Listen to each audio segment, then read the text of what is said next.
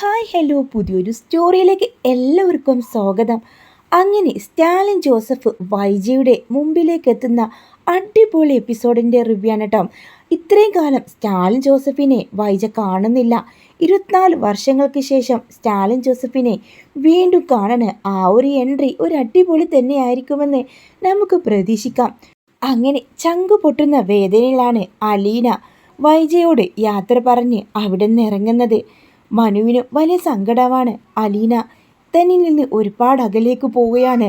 തനിക്ക് അലീനയെ നഷ്ടപ്പെടുമോ എന്ന ചങ്കുപൊട്ടുന്ന വേദന മനുവിനുണ്ട്. അങ്ങനെ കടപ്പാടിൽ നിന്ന് നെടുമ്പുരക്കിലേക്ക് തിരിച്ചു വരികയാണ് വൈജയന്തി. അവളെ ശല്യം ഇനി ഉണ്ടാവില്ലല്ലോ. എന്തായാലും ഇവിടെ സുഖം. അങ്ങനെ വീട്ടിലേക്ക് വന്ന വൈജയോട് മക്കൾ വലിയ അടുപ്പൊന്നും കാണിക്കുന്നില്ല. എല്ലാവരും അലീന എന്ന വലയത്തിനുള്ളിലാണെന്ന് വൈജയ്ക്ക് മനസ്സിലാകുന്നുണ്ട്. അവൾ പഠിപ്പിച്ച പോലെയാണ് അവരെല്ലാം കാര്യങ്ങളൊക്കെ ചെയ്യുന്നത്. എന്തെങ്കിലുമൊക്കെ ആവട്ടെ, ആ നശൂലം ഒഴിഞ്ഞു പോയല്ലോ എന്നാട്ടോ വൈജ. അങ്ങനെ ഇടയ്ക്കെല്ലാം ബാലചന്ദ്രൻ അലീനയെ കാണാനായിട്ട് പോകുന്ന സമയത്തെല്ലാം വൈജ മക്കളുടെ മനസ്സിൽ വിഷം കുത്തിക്കയറ്റാണ്. നിങ്ങളച്ഛന് വേലക്കാരി പുറകെ പോയിട്ടുണ്ട്, എന്തുകൊണ്ടാണ് നിങ്ങളാരും കൂട്ടിക്കൊണ്ടു പോവാത്തത്? അതിൽ തന്നെ ഒരു കള്ളത്തരമില്ലേ? നിങ്ങളുടെ അച്ഛന് വേലക്കാരി മതി.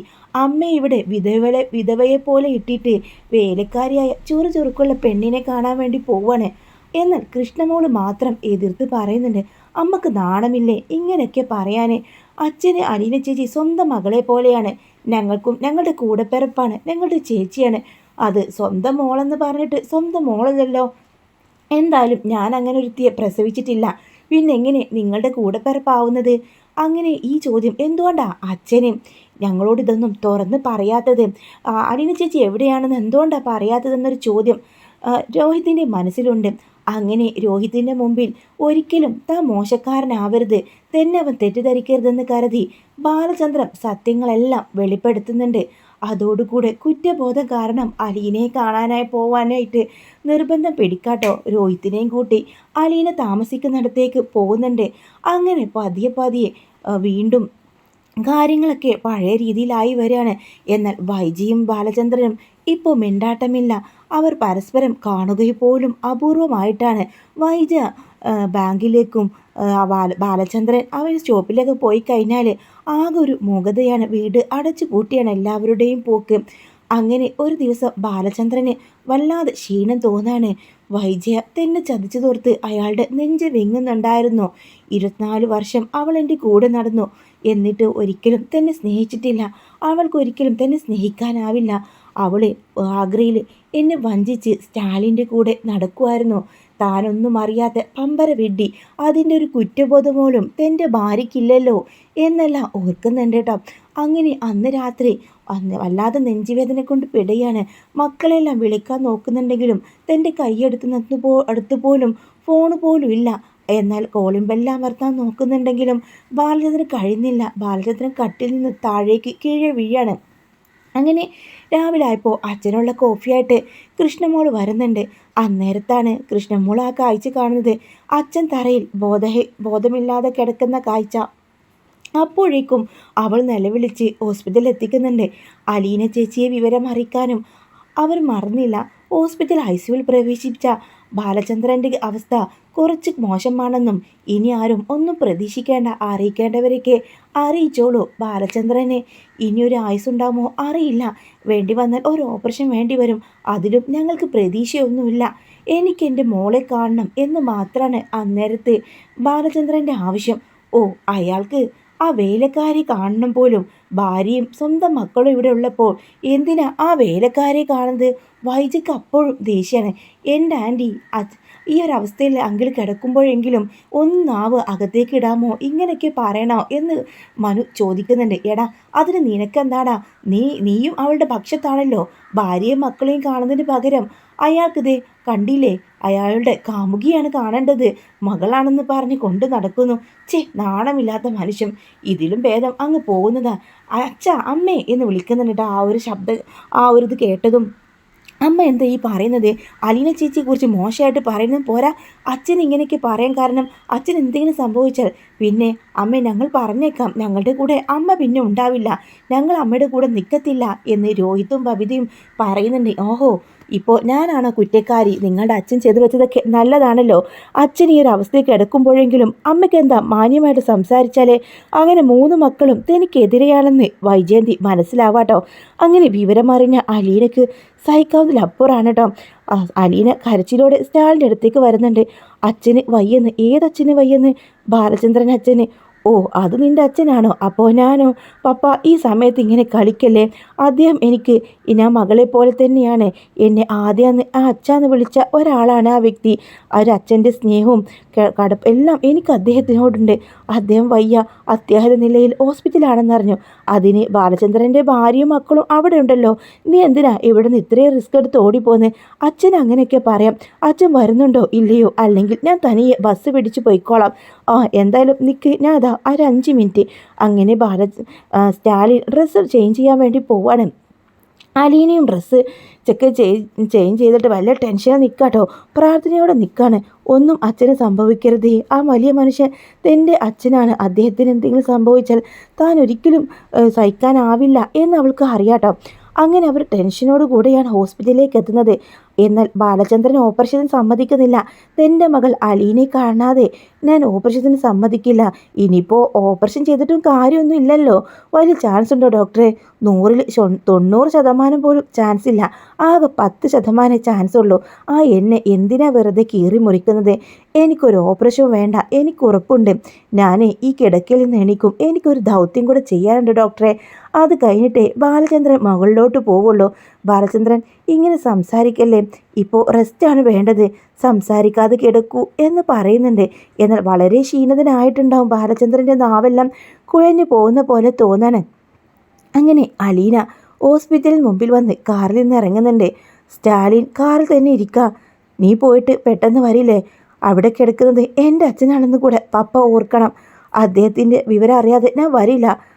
പപ്പയ്ക്ക് ബുദ്ധിമുട്ടാണെങ്കിൽ തിരികെ പോവാം എന്ന് പറയണേ. അപ്പോൾ പിന്നെ സ്റ്റാലിൻ ഒന്നും മിണ്ടുന്നില്ല. സ്റ്റാലിൻ മുഖം വീർപ്പിച്ച് അവിടെ തന്നെ ഇരിക്കുകയാണ്. ഇനിയിപ്പോൾ പപ്പ ഇറങ്ങിയാലേ അവിടുത്തെ മേഡം കാണും. അത് പിന്നെ വലിയ വിഷാവും. മേഡം അവിടെ ഇല്ലാത്ത സമയം നോക്കി പപ്പയെ ഞാൻ തന്നെ അച്ഛൻ്റെ അരികിലേക്ക് കൊണ്ടുപോവാം. അലീന നീ ഇപ്പം ചെല്ല്, പിന്നീട് സംസാരിക്കാം എന്ന് പറയുന്നുണ്ട് സ്റ്റാലിൻ. അങ്ങനെ അലീന ഓടിക്കതിച്ച് ഐസിയുടെ മുമ്പിലേക്ക് പോവാം. അവിടെ കൃഷ്ണമോളും ബബിതയും രോഹിത്തും മനുശങ്കറും ശിവനും ഒക്കെ ഉണ്ടാവും കേട്ടോ. അച്ഛൻ ICUവിലാണെന്ന് പറയുന്നുണ്ട്. അങ്ങനെ ഒരു സിസ്റ്ററുടെ സമ്മതത്തോടു കൂടെ അലീന ബാലചന്ദ്രൻ്റെ അടുത്തേക്ക് ചെല്ലുന്നുണ്ട്. അച്ഛനെ കണ്ടതും അവൾ ഓടി വന്ന് ഒരു കൈ പിടിച്ചുകൊണ്ട് കരയാ. ഇല്ല മോളെ, എനിക്കൊന്നുമില്ല. ഇവർ ചുമ്മാ പറഞ്ഞുകൊണ്ട് എന്നെ ഹോസ്പിറ്റലിൽ നിന്ന് അഡ്മിറ്റ് ആയതാ. എനിക്കെൻ്റെ മോളെ കാണുന്നത് മാത്രമേ ആഗ്രഹം ഉണ്ടായിരുന്നുള്ളൂ. അച്ഛ കൂടുതൽ സംസാരിക്കല്ലേ. അച്ഛനൊന്നുമില്ല. ഓപ്പറേഷന് എന്താണ് സമ്മതിക്കാത്തത്? ഞാനിവരോട് പറഞ്ഞു എൻ്റെ മോള് വന്നിട്ട് എന്നെ ഓപ്പറേഷൻ ചെയ്താൽ മതിയെന്ന്. ഇനിയിപ്പോൾ നീ പറ, എന്നെ ഓപ്പറേഷൻ ചെയ്താൽ ബാക്കിയുണ്ടാവോ ഇല്ലയോ? ഡോക്ടർമാർക്ക് പോലും നിശ്ചയമില്ല. അതിനു മുമ്പേ എനിക്കൊരു കടം കൂടെ തീർക്കാനുണ്ടല്ലോ. എനിക്ക് തന്നെ പറയണം. എന്നിട്ട് ആ മുഖത്തെ ഒരു തോറ്റ ഭാവവും എല്ലാം കണ്ട് ആത്മസംതൃപ്തിയോട് വേണം എനിക്ക് മരിക്കാം. അച്ഛ ഇങ്ങനൊന്നും പറയല്ലേ. എന്തിനാ ഈ മരണത്തിനെ കുറിച്ച് ഇങ്ങനെ പറയുന്നത്? എൻ്റെ അച്ഛൻ ഇനിയും ജീവിക്കും, എനിക്ക് ഉറപ്പുണ്ട്. എന്നാൽ എനിക്ക് ഒരുപാട് വർഷമൊന്നും ജീവിക്കേണ്ട. ആകെ ഒരു അരമണിക്കൂർ ആ വൈജയുടെ മുഖത്ത് നോക്കി നിന്നെ ചേർത്ത് പിടിച്ച് പറയണം എനിക്ക്. ഈ നിൽക്കുന്നവളുണ്ടല്ലോ, ഈ പിഴച്ചവളുണ്ടല്ലോ, നിന്റെ സന്തതിയാണെന്ന്. അതിന് പറ്റുമോ എന്ന് ചോദിക്കാൻ കേട്ടോ. ആ സമയം തന്നെ അലീന പറയാം, അച്ഛ തൽക്കാലം അച്ഛ ഒന്നും മിണ്ടാതിരിക്ക്, നമുക്ക് ബാക്കി ചെയ്യാം. എന്താ ഡോക്ടറെ, ഇനി എന്താണ് വേണ്ടത്? പെട്ടെന്നൊരു സർജറി നടക്കണം. എന്തായാലും സർജറി കഴിഞ്ഞാൽ ബാലചന്ദ്രൻ ഓക്കെ ആവുമെന്ന് പ്രതീക്ഷിക്കാം. പ്രാർത്ഥിക്കാം നമുക്ക് എന്ന് ഡോക്ടർ പറയുന്നുണ്ട്.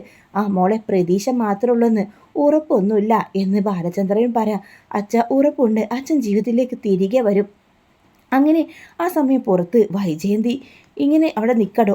അകത്തേക്ക് ആരാ കയറിപ്പോയത്? അവളായിരിക്കും. ഒന്ന് വീണപ്പോഴേക്കും അവൾ ഓടി വന്നല്ലോ.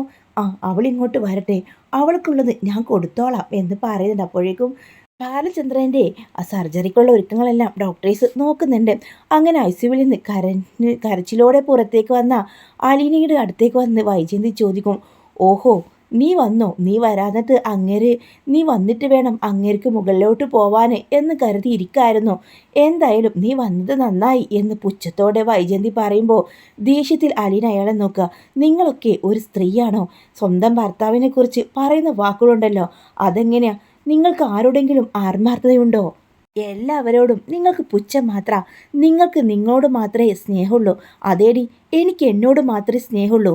നീ ഒരു വേലക്കാരിയാണ്. നിന്റെ പിന്നാലെ മണം പിടിച്ച് നടക്കലാണല്ലോ അങ്ങേരെ സ്വഭാവം.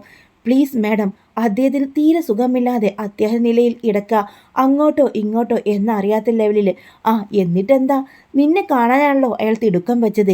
ഇതിനൊക്കെ നിങ്ങൾ ഖേദിക്കുന്ന ഒരു ദിവസം വരും. ആ വലിയ മനുഷ്യനെ നിങ്ങൾ വേദനിപ്പിച്ചതിൻ്റെ പേരിൽ നിങ്ങൾ ചങ്ക് പൊട്ടി കരയേണ്ടി വരും എന്ന് അലീന വിരൽ ചൂണ്ടി പറയുന്നുണ്ട്. എടി, നിനക്ക് ഇത്ര അഹങ്കാരമോ? ഇപ്പോൾ ഏതോ ഒരുത്തൻ്റെ വെപ്പാട്ടിയായിരിക്കും നീ. അതിൻ്റെ അഹങ്കാരമാണ് നീ കാണിക്കുന്നത്. ഇത് കേട്ടതും അലീനയ്ക്ക് സകല നിയന്ത്രണം വിട്ടുപോകട്ടോ. ദേ, മാന്യമര്യാദക്ക് സംസാരിക്കണം. നിങ്ങൾ 22 വർഷങ്ങൾക്ക് മുമ്പേ ഒരുത്തൻ്റെ വെപ്പാട്ടിയായിരുന്നല്ലോ. അത് കഴിഞ്ഞ് എത്ര മാന്യമായിട്ടാ ബാലചന്ദ്രൻ സാറിനെ വിവാഹം കഴിച്ചിട്ട് അദ്ദേഹത്തിൻ്റെ കൂടെ ജീവിക്കാൻ നിങ്ങൾക്ക് നാണമില്ലേ? നിങ്ങളുടെ സ്വഭാവം നിങ്ങൾ മറ്റുള്ളവരെ അടിച്ചേൽപ്പിക്കരുത്. അലീനത് ചോദിച്ചതും ഈ ഒരു വൈജയന്തിക്ക് അങ്ങ് കലി കയറാട്ടോ. വൈജയന്തി കൈ വീശിക്കൊണ്ട് അടിക്കാനായിട്ട് കൈ ഓങ്ങാണ്. അന്നേരത്താണ് സ്റ്റാലിൻ്റെ ഒരു എൻട്രി. സ്റ്റാലിൻ അവിടേക്ക് വരുന്നുണ്ട്. നിർത്ത് എന്നൊരു അട്ടഹാസമായിരുന്നു.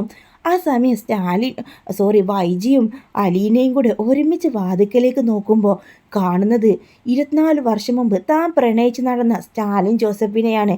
എന്നിട്ട് വൈജയുടെ നേരേക്ക് വന്നിട്ട് സ്റ്റാലിൻ പറയും, കൈ താഴ്ത്തടി എന്ന് പറയുമ്പോൾ ഒരു അലർച്ചയായിരുന്നു. വൈജ കൈ താഴ്ത്തുന്നുണ്ട്. നീ ആരെയാടി അടിക്കുന്നത്? ഇവളെയോ? ഇതെൻ്റെ മകളാ. ഇവളെ തൊട്ടാലുണ്ടല്ലോ നിന്റെ അഹങ്കാരം പിടിച്ച സംസാരമൊക്കെ ഞാൻ കേട്ടു. നിനക്ക് എന്ന് മുതലാടി വൈജയെ ഇങ്ങനെയൊക്കെ സംസാരിക്കാൻ കഴിഞ്ഞത്? ഞാൻ പരിചയമുള്ള വൈജയ്ക്ക് ഒരിക്കലും ഇങ്ങനെ സംസാരിക്കാൻ കഴിയില്ല. ഇത് എൻ്റെ മകളാണ്. അത് നീ ഓർക്കണം. എൻ്റെ മകളെ എന്തെങ്കിലും പറഞ്ഞാലുണ്ടല്ലോ പിന്നെ വൈജ നീ ഉണ്ടാവില്ല. 24 വർഷം ഇവളെ നീ അനാഥയാക്കി. എന്നിട്ടിപ്പോൾ അവളുടെ മുമ്പിൽ നീ പിഴച്ചവളെന്ന് പറഞ്ഞ് നിനക്ക് നാണമുണ്ടോ? എന്നെയും ഇവളെയും ചേർത്ത് അസംബന്ധം പറയാന് നിന്റെ കെട്ടിയോനെ നീ സ്നേഹിച്ചിട്ടുണ്ടോ? എന്നിട്ടാ നീ അത്ര പരിശുദ്ധയാണോടി എന്ന് ചോദിച്ച് വിരൽ ചൂണ്ടിക്കൊണ്ട് തന്നെ പറയുന്നുണ്ട്. ഇവളെ എൻ്റെ മകളാ. ഇവളെ തൊട്ടാലേ നിന്റെ കൈ ഞാൻ മുറിക്കും എന്ന് പറയുന്നുണ്ട്. കണ്ടതും കേട്ടതുമെല്ലാം ഒരു സ്വപ്നമാണോ എന്നൊരർത്ഥത്തിലാണ് വൈജ അവിടെ നിലച്ച് നിൽക്കട്ടോ. അലീന സ്റ്റാലിൻ്റെ മകളോ? അങ്ങനെ സ്റ്റാലിൻ്റെ മകളാണെങ്കിൽ പിന്നെ അവളെങ്ങനെ അനാഥായത്തിലെത്തി? ഇല്ല, ഇതിൻ്റെ പിന്നിൽ എന്തോ ഒരു ചതിയുണ്ട്. സ്റ്റാലിൻ്റെ കയ്യിൽ എങ്ങനെ അലീന വന്നു? അങ്ങനെ 100,000 ചോദ്യങ്ങൾ വൈജയുടെ മനസ്സിലൂടെ കടന്നു പോവാണ്. അങ്ങനെ അലീനയും കൂട്ടി സ്റ്റാലിൻ പുറത്തേക്ക് പോകുന്നുണ്ട്. കാറിൽ ഇരിക്കാട്ടോ. കുറച്ച് കഴിയുമ്പോൾ മനു അവർക്കരികിലേക്ക് വരുന്നുണ്ട്. മനുവിനെ കണ്ടതും സ്റ്റാലിന് ഒട്ടും ഇഷ്ടപ്പെടുന്നില്ല. തൻ്റെ മകളുടെ ഇഷ്ടക്കാരനാണെന്ന് മനസ്സിലാക്കിയ മനുവിനെ ഒഴിവാക്കാനാട്ടോ സ്റ്റാലിൻ ശ്രമിക്കുന്നത്. സർജറി കഴിഞ്ഞു. ഇനി 24 മണിക്കൂർ കഴിഞ്ഞേശേ എന്തെങ്കിലും പറയാനാവൂ എന്നാ ഡോക്ടർ പറഞ്ഞത്. അലീന കടപ്പാട്ടിലേക്ക് പോകുന്നോ അതോ ഏതെങ്കിലും ഹോട്ടൽ റൂം എടുക്കാനോ എന്ന് മനു ചോദിക്കുന്നുണ്ട്. സ്റ്റാലിൻ പറയും, അതൊക്കെ ഞങ്ങൾ തീരുമാനിച്ചോളാം. ചിലപ്പോൾ ഇന്ന് തന്നെ തിരികെ പോവും. പപ്പ, എനിക്കങ്ങനെ അച്ഛൻ്റെ വിവരം അറിയാതെ ഇവിടുന്ന് വരാൻ കഴിയില്ല. എന്തിന്? വൈജയുടെ ആട്ടും തൂപ്പും കേൾക്കാനാണോ നീ ഇവിടെ നിന്നത്? എന്തായാലും നിൻ്റെ ഒരു കാര്യം എന്ന് പറഞ്ഞുകൊണ്ട് കാർ ഡ്രൈവ് ചെയ്ത് നല്ലൊരു ഹോട്ടൽ റൂമിലേക്ക്, തൊട്ടടുത്തുള്ള ഒരു ഹോട്ടൽ റൂമിലേക്ക് തന്നെ കൊണ്ടുപോകാൻ അലീനയെ റൂം എടുക്കുന്നുണ്ട്. അവിടെ സ്റ്റാലിൻ അവളെ ആക്കിയിട്ട്, നീ എന്തായാലും ഇവിടെ റെസ്റ്റ് എടുക്ക്, ഞാൻ തിരിച്ചു പോവാണ്. നിൻ്റെ ആവശ്യം കഴിഞ്ഞ ശേഷം നീ എന്നെ വിളിച്ചാൽ മതി. ഞാൻ വന്ന് നിന്നെ പിക്ക് ചെയ്തോളാം. അലീന ശരിയെന്ന് പറയുന്നുണ്ട്. അങ്ങനെ അലീനക്കരികിലേക്ക് ബബിതയും രോഹിത്തും കൃഷ്ണമോളും വരുന്നുണ്ട്. ചേച്ചി, അച്ഛനൊന്നും ഉണ്ടാവില്ല. അച്ഛൻ ജീവിതത്തിലേക്ക് തിരികെ വരും. നോക്കിക്കോ, അച്ഛനൊന്നും സംഭവിക്കില്ല എന്ന് പറയണേ. അങ്ങനെ ഓപ്പറേഷൻ കഴിഞ്ഞ് 24 മണിക്കൂർ കഴിയുമ്പോഴും ബാലചന്ദ്രൻ ഓക്കെ ആവാട്ടോ. പക്ഷേ ബാലചന്ദ്രൻ നല്ല കെയറിങ്ങും നല്ല റെസ്റ്റും വേണം. ഇനിയും ഉറപ്പൊന്നുമില്ല. ഏത് നിമിഷവും നിലച്ചു പോകുന്ന ഒരു ഹൃദയമാണെന്ന് ഡോക്ടർ മുൻപേ തന്നെ മനുവിനോടും അലീനയോടും പറയുന്നുണ്ട്. ഈ കാര്യം ഒരിക്കലും ടെൻഷൻ കൊടുക്കരുത്. അയാൾക്ക് വല്ലാതെ ടെൻഷനും മാനസികാവസ്ഥയും ഉണ്ട്. അതുകൊണ്ട് അതിലൊന്നും ഒരിക്കലും വിഷമിപ്പിക്കരുത്. അയാളെ നല്ല കെയർ ചെയ്യണം എന്നൊക്കെ പറയാട്ടോ. തൽക്കാലം അലീന ബാലചന്ദ്രങ്ങളുടെ അടുത്ത് നിൽക്ക് എന്ന് മനു പറയുന്നുണ്ടെങ്കിലും അലീനക്കത് സമ്മതമായിരുന്നു. എന്നാൽ സ്റ്റാലിൻ ജോസഫ് എങ്ങനെ പ്രതികരിക്കുമെന്ന് അറിയാത്തതുകൊണ്ട് അലീന ആ കാര്യം ഒന്നും വിട്ട് പറയുന്നില്ല. അങ്ങനെ ബാലചന്ദ്രനെ റൂമിലേക്ക് മാറ്റിയാണ്. അലീനയെ കാണുമ്പോൾ അയാൾക്ക് വല്ലാത്ത ആശ്വാസം തോന്നുന്നുണ്ട്. എന്നാൽ വൈജ ഒരക്ഷരം മിണ്ടാതെ അങ്ങിങ്ങ് നിൽക്കാട്ടോ. ഒടുവിൽ എല്ലാവരും റൂമിൽ നിന്ന് പോയെന്ന് കാണുമ്പോൾ ബാലചന്ദ്രൻ്റെ അരികിലേക്ക് വന്ന് വൈജ ചോദിക്കുന്നുണ്ട്, അല്ല, അലീന എങ്ങനെ സ്റ്റാലിൻ ജോസഫിൻ്റെ അടുത്തെത്തി? അവളുടെ അച്ഛനെ ആണെന്ന് പറഞ്ഞു. എന്താ ഇതിൻ്റെ പിന്നിലുള്ള കഥ? വൈജയെ നിനക്കത് കൂട്ടി വായിക്കാനായില്ലെങ്കിൽ എനിക്ക് ഒന്നും നിന്നോട് പറയാനില്ല, സംസാരിക്കാനുമില്ല. തൽക്കാലം എൻ്റെ ആരോഗ്യനില അത്ര ശരിയല്ല എന്ന് പറയുന്നുണ്ട്. അതും പറഞ്ഞുകൊണ്ട് ബാലചന്ദ്രൻ കണ്ണുകൾ അടക്കുക. അപ്പോഴേക്കും മനു ശിവൻ അങ്ങോട്ട് വരുന്നുണ്ട്. വൈജയ്, നിന്റെ നാവൊന്ന് അടക്കി വെക്കും നല്ലതാ. ആ പേഷ്യൻറ്റിന് നീ സ്വസ്ഥ സമാധാനം കൊടുക്കണം. നീ ഇവിടെ നിൽക്കേണ്ട, വീട്ടിലേക്ക് തിരികെ പോ എന്ന് പറയുന്നുണ്ട്. അലീനയെ ഒന്ന് കടുപ്പിച്ച് നോക്കിയതിന് ശേഷം വൈജയന്തി അവിടെ നിന്ന് പോകുന്നുണ്ട് കേട്ടോ. സ്റ്റാലിൻ ജോസഫിനെ അവിടെ വെച്ച് കണ്ടിട്ടും വൈജയ്ക്ക് ഒന്നും മനസ്സിലാവുന്നില്ല. സ്റ്റാലിൻ ജോസഫിലെ വീട്ടിലെ വേലക്കാരിയാണ് അലീന എന്ന് മാത്രം കരുതിയത്. അയാൾ ഒരു പഞ്ചിന് പറഞ്ഞതായിരിക്കും തൻ്റെ മകള് എന്നൊക്കെ അർത്ഥത്തിൽ എന്നൊക്കെ തന്നെയാട്ടോ വൈജ അപ്പോഴും സംസാരിക്കുന്നത്.